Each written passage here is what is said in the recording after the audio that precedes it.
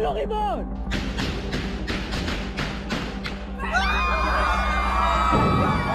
Kocuk, kapan ada kocuk?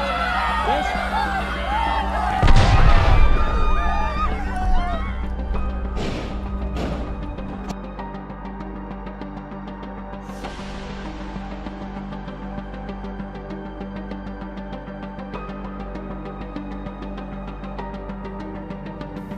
Israel और Hamas के बीच जंग को एक सप्ताह हो गया है। हर दिन बढ़ने के साथ ही युद्ध और भीषण रूप लेता जा रहा है। बता दें कि दुनिया इस लड़ाई को लेकर दो हिस्सों में बट गई है। एक तरफ फिलिस्तीन के समर्थन में मुस्लिम देश आ गए हैं, तो वहीं इजराइल के पक्ष में अमेरिका समेत यूरोपीय देश खड़े हो गए हैं। अब ऐसे में बड़ी चिंता की बात यह है कि हमास और इजराइल के बीच समझौता नहीं हुआ तो संभवतः कई देश इस जंग में कूद जाएंगे, जिसका नतीजा बहुत विनाशकारी होगा। लेकिन इस सब के बीच एक बड़ी चिंता की बात यह है कि आखिर इजराइल और हमास एक दूसरे के दुश्मन क्यों हैं? आखिर मुस्लिम देश हमास का समर्थन क्यों करते हैं? इजराइल को लेकर उनके मन में दुश्मनी क्यों है और वे इसे किस तरह से देखते हैं? इन्हीं सवालों से पर्दा उठाती व्यास मीडिया की एक खास रिपोर्ट आपके लिए है। तो चलिए सबसे पहले हम आपको बताते हैं कि इजराइल आखिर बना कैसे। दरअसल आज दुनिया के नक्शे में इजराइल जिस आकार में है, इसके पीछे सालों पुराना इतिहास है। बता दें कि कभी इजराइल की जगह तुर्की का ओटोमान साम्राज्य हुआ करता था। वहीं प्रथम विश्व युद्ध में तुर्की की हार के बाद इस इलाके में ब्रिटेन का कब्जा हो गया। ब्रिटेन उस समय एक बड़ी शक्ति था और दूसरे विश्व युद्ध तक ये इलाका ब्रिटेन के कब्जे में ही रहा। वहीं दूसरे विश्व युद्ध में अमेरिका और सोवियत संघ दो नई ताकत बनकर उभरे। बता दें कि ब्रिटेन को इस युद्ध में काफी नुकसान उठाना पड़ा। सन 1945 में ब्रिटेन ने इस इलाके को यूनाइटेड नेशन को सौंप दिया। इसके बाद 1947 में यूनाइटेड नेशन ने इस इलाके को दो हिस्सों में बांट दिया, एक अरब राज्य और एक इजराइल। जिस जगह इजराइल बना वह फिलिस्तीन का हिस्सा था। वहीं 14 मई 1948 को इजराइल को स्वतंत्र देश घोषित कर दिया गया। बता दें कि इजराइल के बनने पर लगभग 7 लाख लोग या उस दौरान फिलिस्तीन की आधी अरब आबादी घर छोड़कर चली गई या उन्हें जबरन निकाल दिया गया था। यहाँ से लोग जॉर्डन, लेबनान और सीरिया के साथ गाजा, वेस्ट बैंक और पूर्वी यरूशलेम चले गए। अब आपको यहाँ पर यह भी बताना बहुत जरूरी है कि इजराइल की स्थापना के 2 साल पहले यानी 1946 में अरब लीग ने मिस्र की राजधानी काहिरा में एक स्थायी बहिष्कार समिति का गठन किया था। वहीं यहूदियों के बहिष्कार का यह प्रस्ताव 1948 में इजराइल की स्थापना के बाद भी जारी रहा। इसका मकसद फिलिस्तीन में यहूदी इंडस्ट्री को कमजोर करना और क्षेत्र में यहूदियों के इमिग्रेशन को रोकना था। वहीं संयुक्त राष्ट्र के 2 स्टेट सॉल्यूशन के प्रस्ताव के बाद यह बॉयकॉट स्ट्रेटजी ज्यादा तेज थी, लेकिन इसका नतीजा मनमाफिक साबित नहीं हुआ। वहीं अरब देशों को जब यह लगा कि इजराइल के बहिष्कार की यह नीति उतनी कारगर साबित नहीं हो रही है जितना उन्हें अंदाजा था, इसके बाद दूसरे बॉयकॉट की स्ट्रेटजी लाई गई। इसके तहत गैर इजरायली कंपनियों को इजराइल के साथ कारोबार करने से रोका गया था। जो कंपनियां इसका पालन नहीं कर रही थी उन्हें अरब वर्ल्ड बड़ी फुर्ती से ब्लैकलिस्ट करने में लगा। वहीं अरब लीग के बॉयकॉट का इजराइल की अर्थव्यवस्था और विकास पर नकारात्मक असर पड़ा, लेकिन साथ में अरब देशों की आर्थिक कल्याणकारी नीतियां भी प्रभावित हुई। बता दें कि इन सब के बीच इजराइल किसी के सामने झुका नहीं और नई नई नीतियों के माध्यम से वह न सिर्फ आर्थिक रूप से बल्कि सैन्य ताकत में सबसे ज्यादा मजबूत बन गया। अब आपको बताते हैं कि आखिर हमास कैसे बना और इसका उद्देश्य क्या था। दरअसल फिलिस्तीन को बांटकर इजराइल के बनाने की घोषणा की गई थी। उसके अगले ही दिन 5 अरब देशों ने इजराइल के ऊपर हमला कर दिया। सन 1949 में युद्ध विराम समझौते ने लड़ाई रोक दी, लेकिन कोई औपचारिक शांति नहीं हो सकी। जो अरब आबादी बच गई वह आज आबादी में 20% है। इसके बाद 1964 में फिलिस्तीन लिबरेशन ऑर्गेनाइजेशन यानी PLO बनी। जिसका उद्देश्य इजरायल को नक्शे से मिटाना था। इसके नेता यासर अराफत थे।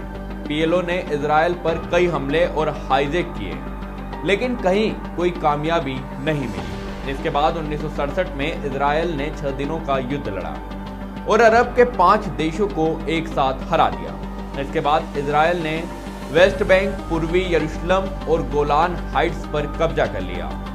बता दें कि सन 1973 में इजरायल और सीरिया ने फिर हमला किया, लेकिन 3 हफ्ते में दोनों सेनाओं को उसने पीछे ढकेल दिया। बता दें कि इजरायल ने 1982 में लेबनान पर हमला किया और 10 सप्ताह की घेराबंदी के बाद यासिर अराफत के नेतृत्व में हजारों फिलिस्तीनी लड़ाकों को समुद्र के रास्ते बाहर कर दिया गया। बता दें कि वहीं फिलिस्तीन लिबरेशन ऑर्गेनाइजेशन एक आतंकी संगठन न होकर फिलिस्तीन की लड़ाई सेक्युलर तरीके से लड़ रहा था, लेकिन शेख अहमद यासीन के नेतृत्व में कई इस्लामिक संगठन बने जो 1987 के बाद हमास बन गए। इधर इजरायल ने भी 2005 में गाजा को छोड़ दिया, जो उसने 1967 में मिस्र से जीता था। वहीं 2006 में हमास ने इस पर कब्जा कर लिया, लेकिन तब से कई बार ऐसे मौके आए जब इजरायल के विरोध के सुर सुनाई दिए। बता दें कि 2006, 2008, 2012, 2014 और 2021 में गाजा की ओर से बड़े पैमाने पर रॉकेट दागे गए। जवाब में इजरायल ने भी हवाई हमले किए और ये युद्ध आज अपने चरम पर पहुंच चुका है। अब आपको बता दें कि इजरायल दुनिया का इकलौता यहूदी देश है और यहाँ दुनिया की 40% से ज्यादा यहूदी आबादी रहती है। यह चारों ओर से अपने दुश्मन देशों से घिरा हुआ है। फिलिस्तीन के साथ संघर्ष की वजह से पहले भी इजरायल को अरब देशों के साथ युद्ध लड़ना पड़ा है और अब जब एक बार फिर नई जंग शुरू हो गई है तो ऐसे में अरब देशों के साथ टकराव और बढ़ गया है। ऐसे में अरब के देश फिलिस्तीन के बारे में क्या राय रखते हैं और इजरायल को वो किस नजर से देखते हैं, इस सवाल को लेकर हम एक एक कर इजरायल के आसपास के मुस्लिम देशों पर नजर डालेंगे। सबसे पहले हम मिस्र की बात करेंगे। बता दें कि ऐतिहासिक रूप से मिस्र इजरायल के बड़े विरोधियों में से एक था। साल 1979 में हुए कैंप डेविड समझौते पर हस्ताक्षर के बाद दोनों के बीच संबंध सामान्य हो गए। मिस्र इजरायल को मान्यता भी देता है और राजनयिक संबंध भी बनाए रखता है।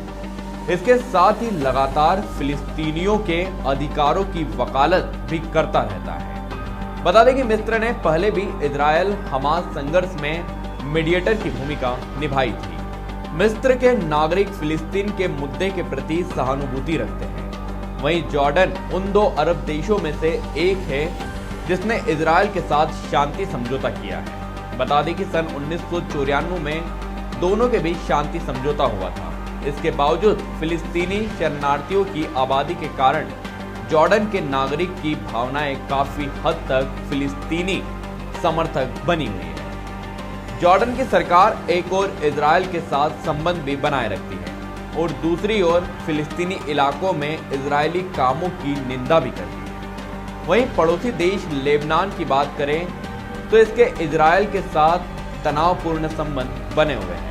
इसका अहम कारण लेबनान में ईरान समर्थित शिया आतंकी संगठन हिजबुल्लाह की मौजूदगी है। बता दें कि हिजबुल्लाह इजरायल के खिलाफ कई युद्ध लड़ चुका है और खुलकर फिलिस्तीन का समर्थन भी करता है।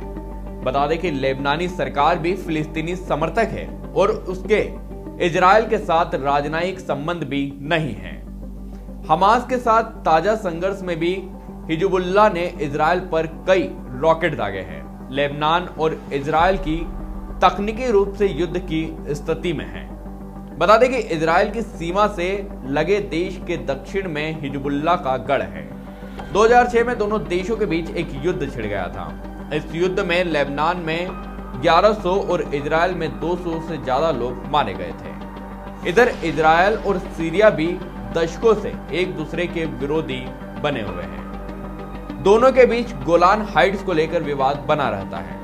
सीरिया हमेशा फिलिस्तीन के मुद्दे का समर्थन करता है। उसने दशकों से फिलिस्तीनियों को रिफ्यूजी कैंप में सहारा दिया है। सीरिया अपनी नीतियों और बयानबाजी में इजरायल विरोधी बना हुआ है। अब सऊदी अरब और इजरायल के संबंधों की बात करते हैं। इजरायल और सऊदी अरब के बीच कभी भी औपचारिक राजनयिक संबंध नहीं रहे हैं और वो फिलिस्तीनी मुद्दे का कट्टर समर्थक रहा है। हाल ही में इजराइल और सऊदी अरब के संबंधों में नरमी के संकेत भी दिखे थे, लेकिन ताजा संघर्ष ने इन्हें फिर से जटिल बना दिया है। सऊदी अरब का आधिकारिक रूट टू स्टेट सॉल्यूशन और फिलिस्तीनी लोगों के अधिकारों के समर्थन में बना हुआ है। बता दें कि संयुक्त अरब अमीरात यानी यूएई ने 2020 में अब्राहम समझौते के जरिए इजराइल के साथ संबंध सामान्य कर लिए थे।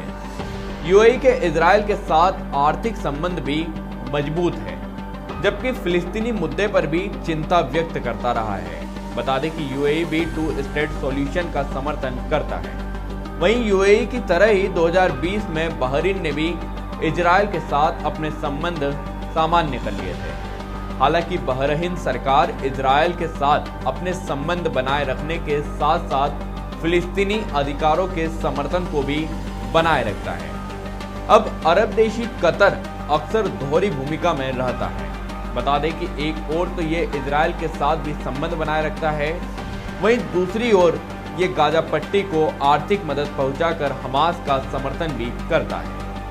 कतर अक्सर झगड़ों में मध्यस्थ की भूमिका निभाता है। वहीं ईरान की बात करें तो इस पर अक्सर हमास का समर्थन करने के आरोप लगते रहे हैं। साथ ही ईरान पर हमास की मिलिट्री विंग इज अद-दिन अल-कसम ब्रिगेड को फंडिंग देने का आरोप भी लगता रहा है। हालांकि इसके बावजूद ईरान और हमास में कभी कभी तनाव हो जाता है।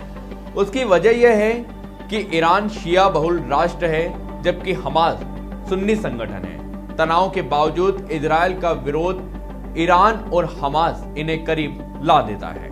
फिलहाल के लिए इतना ही। इस तरह की तमाम खबरों को देखने के लिए व्यास मीडिया को लाइक करें, शेयर करें और बेल आइकन दबाना ना भूलें।